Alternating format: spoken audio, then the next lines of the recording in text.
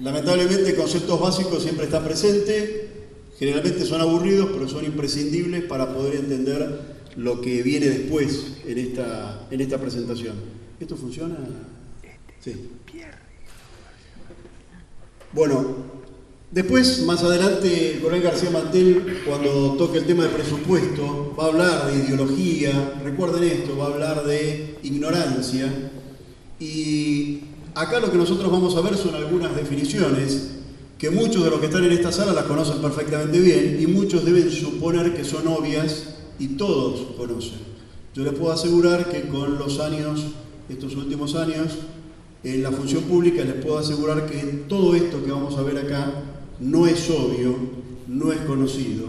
En algunos casos es ignorado, pero es importante refrescarlo. En principio tenemos que tener en claro qué es la defensa, porque si lo que estamos proponiendo es un nuevo sistema de defensa, lo primero que tenemos que tener en claro es qué es la defensa. Y en eso la Ley de Defensa Nacional es muy clara. Dice que es la integración y la acción coordinada de todas las fuerzas de la nación. Todas las fuerzas de la nación. Para la solución de los conflictos que requieren el empleo de las Fuerzas Armadas. Y aparece acá dos términos en forma disuasiva o efectiva. Es decir, yo disuado en la mente del otro cuando le digo al otro, si haces algo, el resultado va a ser tan malo para vos que no te conviene hacerlo. Y efectiva cuando evidentemente ya se produce una acción en donde como consecuencia de esa acción yo tengo que actuar sobre ese adversario. Y dice que la finalidad es garantizar de modo permanente lo que llamamos normalmente como los intereses vitales: soberanía e independencia de la nación, integridad territorial, capacidad de autodeterminación, proteger la vida y la libertad de sus habitantes. Ahí hay encerrado un montón de cosas. Y si no tenemos en claro esta definición, poco podemos hacer para cambiar el sistema de defensa. E insisto, les puedo asegurar que esto es algo que es muy poco conocido. Y finalmente, otro tema que es interesante rescatar es que la defensa nacional constituye un derecho y un deber para todos los argentinos. Pues bien, hablamos de disuasión, hablamos de garantizar, y realmente esto al principio en la presentación el presidente del Círculo Militar mencionó por ahí la palabra indefensión. Evidentemente el sistema de defensa hoy ni disuade ni puede garantizar nada.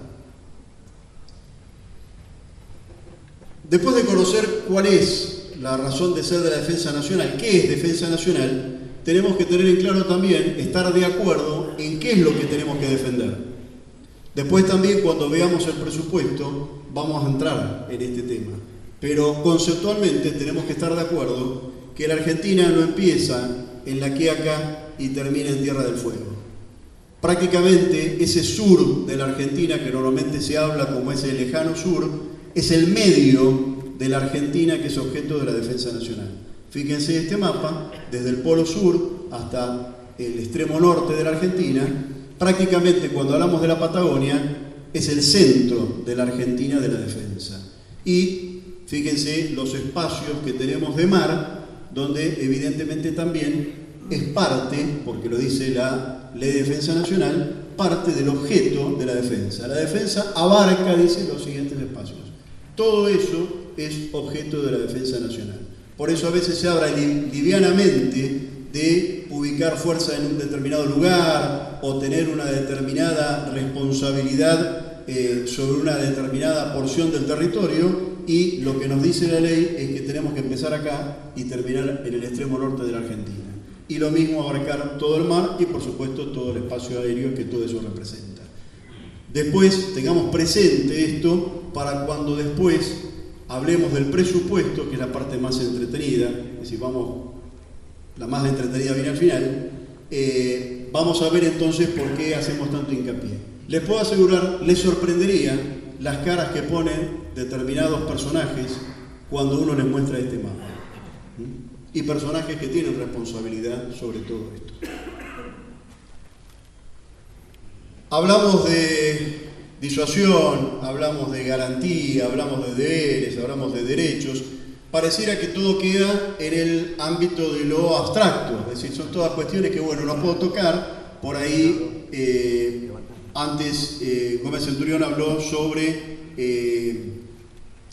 hizo toda una referencia, digamos, a lo que fue todo ese derrotero de la defensa, y cuando terminó en la última etapa habló sobre poner la defensa en una planilla de cálculo.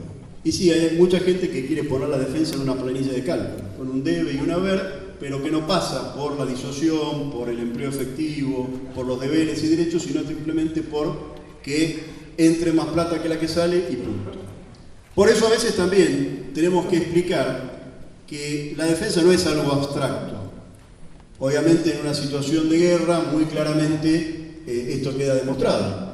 Pero también durante la paz la defensa es perfectamente medible. Por eso esto es algo que venimos mostrando desde el año 2014 y, insisto, si lo seguimos mostrando es porque tenemos que seguir convenciendo de esto, porque no es conocido ni se está convencido de esto. Por un lado, tenemos a la defensa nacional, decimos, con determinados beneficios tangibles, es decir, cosas que se pueden tocar, que se pueden medir de distinta manera. Y elegimos 4.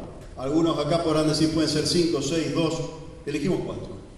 En principio, el aporte a la respuesta integral del Estado a los riesgos y amenazas. Nos van a escuchar hablar siempre de riesgos y amenazas. Esto también es algo que es bastante inédito.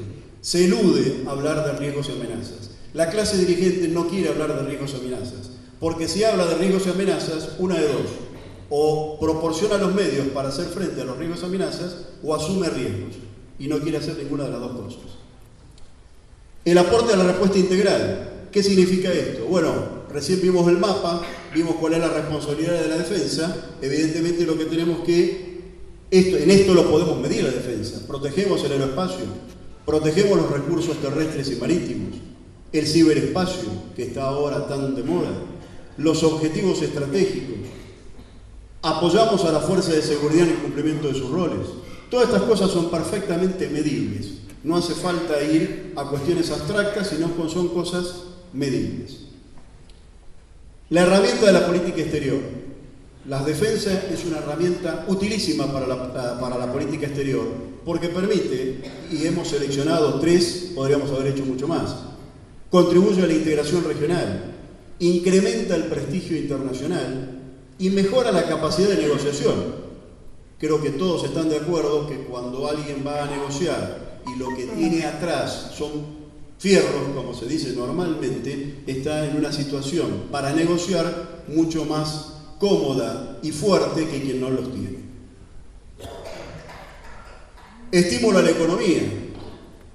Algunas cuestiones también. Investigación, desarrollo y producción. Aquí hay muchas caras que han trabajado en este tema y saben perfectamente el valor que esto tiene y lo que puede contribuir en lo que es ya fuera de la defensa al desarrollo nacional. El robustecimiento de economías locales. Todos los que hemos recorrido el país, hemos estado en destinos en el interior, sabemos lo que significa la presencia de las Fuerzas Armadas. Y el desarrollo del capital humano en todo el país, incluyendo las áreas menos pobladas y promoviendo el asentamiento. Esto está claro que evidentemente hay una fuerza, un capital humano muy importante de las Fuerzas Armadas que se distribuye por todo el país. Y finalmente, la asistencia a la comunidad en emergencias. A veces es lo único que se valora o lo único que para algunos la defensa se resume en tiempos normales, en tiempos tranquilos, la banda, y en tiempos más complicados, el camión o el helicóptero que viene a salvarme de la inundación. Pero evidentemente esto es parte de todo lo que hacen las Fuerzas Armadas. Y bueno, en este punto, proveer respuesta oportuna y contribuir con la prevención y mitigación, y proveer infraestructura y servicios esenciales. Como ven, todo lo que está acá son cuestiones tangibles, no son cuestiones abstractas. En esto tenemos que tenerlo claro, porque recién a partir de conocer qué es la defensa, cuál es el ámbito de la defensa y qué es lo que puede dar la defensa, superar la ignorancia sobre estas 3 columnas, recién ahí podemos llegar a suponer que nos vamos a poder poner a trabajar en un auténtico plan de defensa. E insisto, esto no es obvio, esto hay que convencer. Pasamos ahora a algunas medidas. Yo voy a dar algunas muy rápido y después nos vamos a detener más en la última parte de las medidas con el coronel García Mantel, en lo que tiene que ver fundamentalmente, en lo más fuerte, que es lo que tiene que ver con el presupuesto. En cuanto a las medidas, es decir, ¿qué es lo que nuestro precandidato a presidente está proponiendo en lo que tiene que ver con el ámbito de la defensa exclusivamente? En principio, orientar al sistema de defensa. El sistema de defensa tiene que partir, digamos, en su conformación de una orientación inicial, que es lo que nuestro instrumento legal que lo rige determina como la Directiva de Política de Defensa Nacional. ¿Qué es lo nuevo? ¿Qué es lo que estamos proponiendo diferente? Entendemos que esa Directiva de Política de Defensa Nacional tiene que claramente establecer los riesgos y amenazas a la nación argentina. ¿Sí? Eso es lo que tiene que estar perfectamente establecido. Insisto, muchos dirán, obvio, si no tengo riesgos y amenazas, ¿para qué quiero Fuerzas Armadas? Pues bien, tanto en la Directiva de Política de Defensa Nacional del año 2011 y 2014, como en la última, lo que tenemos son algunos desafíos, en el último caso, algunos riesgos, pero no tenemos riesgos y amenazas explicitados que entendemos tienen un carácter secreto, porque lógicamente esto no puede ser divulgado a los cuatro vientos, son cuestiones que hacen después al planeamiento militar. Tenemos un equipo que trabaja y que está actualizando los riesgos, las amenazas, y este es el punto de partida indispensable para hacer un buen planeamiento estratégico.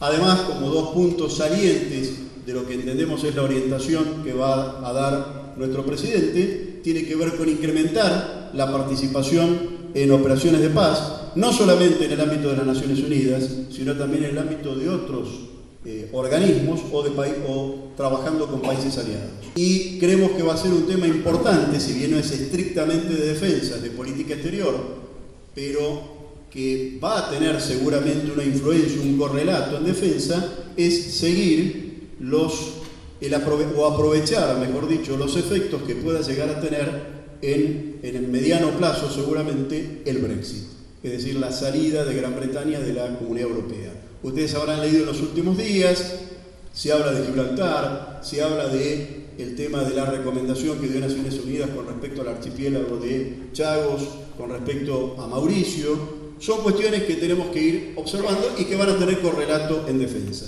Todo esto es parte de la orientación que va a dar el presidente. En esa misma orientación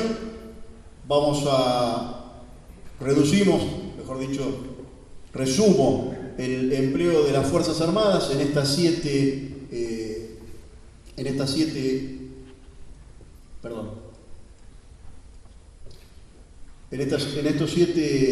grupos: mantenimiento de la capacidad disuasiva y defensiva, lo que vulgarmente se conocía como la misión principal de las Fuerzas Armadas, y luego la vigilancia y control de los espacios, operaciones en apoyo a la política exterior, en cumplimiento de la Ley de Seguridad Interior, el apoyo logístico a la Antártida, el apoyo en caso de emergencias de origen natural y o antrópico, y el apoyo a la investigación, desarrollo y producción.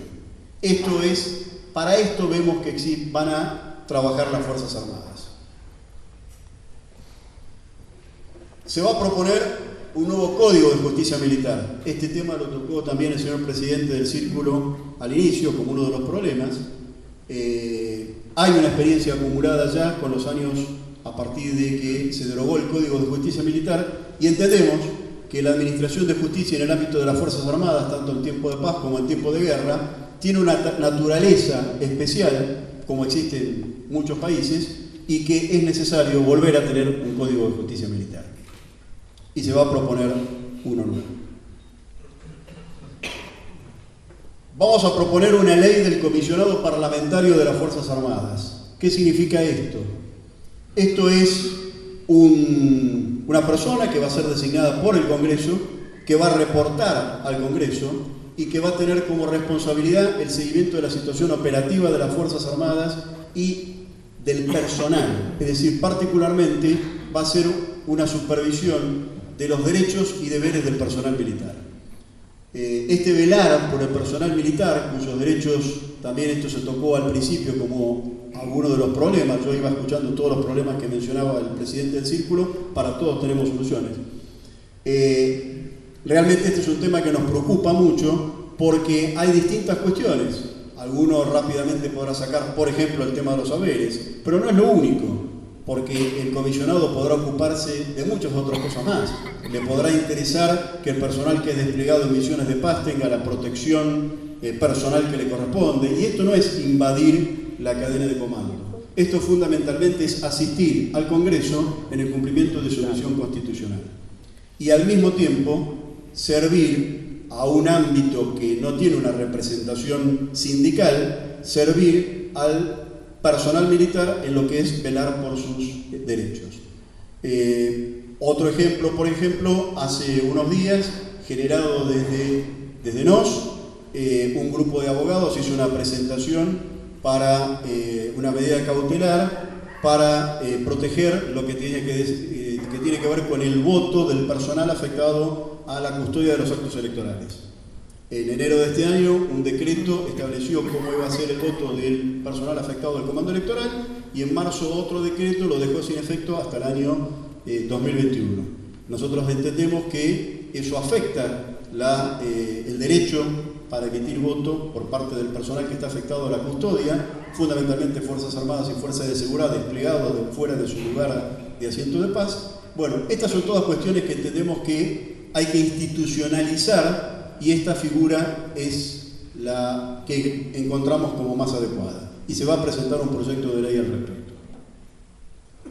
Con respecto al servicio militar, la idea es llevar a 30.000 el número de soldados voluntarios, y no me voy a detener mucho en esto porque son propuestas bastante, digamos, matemáticas.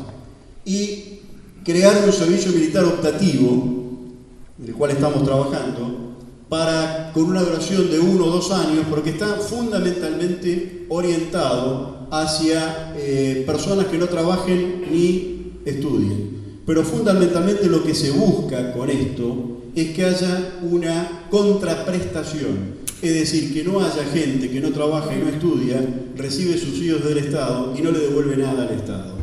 Lo que se va a procurar es que esa gente preste un servicio y simultáneamente en el cumplimiento de ese servicio pueda recibir educación, aprender un oficio, conocer la defensa nacional, que después también se va a hablar de eso, y una vez cumplido ese periodo pasar a la reserva. Con esto no les podemos hacer más detalles, tómenlo como una cuestión así general, porque es un tema en el cual se está trabajando, pero la idea general es esta: dar la oportunidad a gente que se incorpore para recibir, pero al mismo tiempo para dar al Estado en contraprestación por lo que el Estado le da.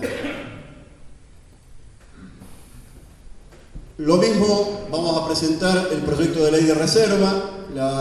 Este proyecto nosotros lo venimos trabajando desde el año 2014 también.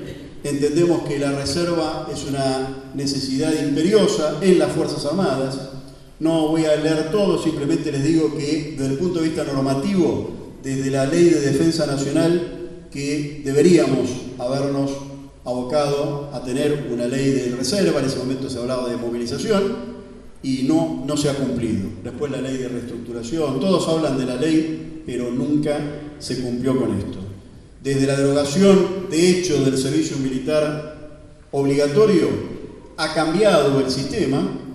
De hecho, también el sistema de reservas que tenemos contenido en nuestro marco legal es muy difuso porque aludía a la existencia del servicio militar obligatorio. Por lo tanto, con un servicio militar voluntario, ese sistema no sirve. Entendemos también que la reserva nos va a permitir tener un soldado menos oneroso que nos permita completar organizaciones, tanto orientado a lo que tiene que ver con la disuasión, que se sepa que hay una capacidad para remontar las organizaciones incompletas que tenemos, como también para ayudar en el adiestramiento. No es lo mismo conducir una compañía que es una sección, conducir un regimiento que es una compañía reforzada. Entonces la idea también es que sirva al adiestramiento y por supuesto que contribuya a la disuasión por la capacidad que tengamos de remontarnos al instrumento militar que el planeamiento diga que tenemos que tener. En este punto quiero también ser claro porque a lo largo del año pasado se han dado algunas versiones con respecto al tema de la reserva. La reserva no reemplaza al cuadro permanente. La reserva, el soldado reservista no reemplaza al voluntario del cuadro permanente. El reservista completa y complementa, agrega capacidades, aumenta capacidades, incrementa los efectivos en una determinada organización, sirve para atender una emergencia cuando hay poco tiempo para mover tropas de un lugar a otro y se puede recurrir a lo local, pero no reemplaza el cuadro permanente. Por eso dijimos al principio, dejamos establecido, la idea es incrementar el número de soldados voluntarios y por otro lado tener un sistema de reservas. Y además creemos que esto va a contribuir a generar un vínculo adicional con el resto de la sociedad, porque evidentemente va a haber una forma más de prestar servicios sin hacerlo a todo tiempo. Y esto lo queremos dejar muy claro porque con esto se tergiversó mucho la información con respecto de cuál es la finalidad de la reserva. No tiene fines económicos, no es para reemplazar a los cuadros ni permanentes o a los soldados voluntarios, es para complementarlos, es para completarlos. Además, les digo que normalmente hay un mito con respecto a cuánto cuesta un reservista. Hay mucha gente que hace una cuenta absolutamente directa y dice, bueno, si al reservista lo tengo un mes, el reservista me cuesta 12 veces menos que un permanente. Eso no es así. Yo le digo que a valores actuales, un soldado reservista podría costar, en los términos que nos imaginamos en esta ley, aproximadamente un cuarto de lo que cuesta un soldado voluntario permanente. O sea, no es 12 veces menos. Y además porque hay costos fijos que los comparten los dos. Pero insisto, la idea acá es contar con una capacidad para remontarse y poder completar y complementar el cuadro permanente. Otro de los temas que se mencionaron al principio y que es una decisión clarísima que se tiene en este aspecto desde nuestro espacio es el de la recomposición, jerarquización y equiparación de los saberes. Y se mencionan las tres cuestiones porque son tres cosas distintas. La primera tiene que ver con el componente no remunerativo o no bonificable. Hace poco hubo un fallo de la Corte Suprema que reconoce la justicia en cuanto a este aspecto. La segunda tiene que ver con la necesidad de ampliar la relación existente entre la máxima y la menor jerarquía en las fuerzas. Y la tercera tiene que ver con la equiparación de los saberes con las fuerzas federales. Esto es una decisión clara y es un objetivo irrenunciable en cuanto al personal de las Fuerzas Armadas. Lo mismo con el tema de lo que se adeuda por los juicios. Hay una idea también aquí clara de que esto se tiene que abonar con bonos y que en un plazo de 3 años ese es un tema que debería quedar superado y que todo aquel que tiene una deuda a su favor por la mala liquidación de los saberes debería ya tener los bonos en su poder. Con respecto a la obra social, otro de los temas que también se mencionó, por supuesto, somos de la idea de que debe finalizar la intervención de la obra social. La obra social tiene que estar en manos de sus afiliados y por otro lado tiene que crearse el marco legal con las modificaciones que se hagan al marco legal vigente actualmente para que este Instituto de Obra Social esté adecuado, sea legal tanto en su conformación como en su funcionamiento. Y ahora seguimos con la parte final de las medidas.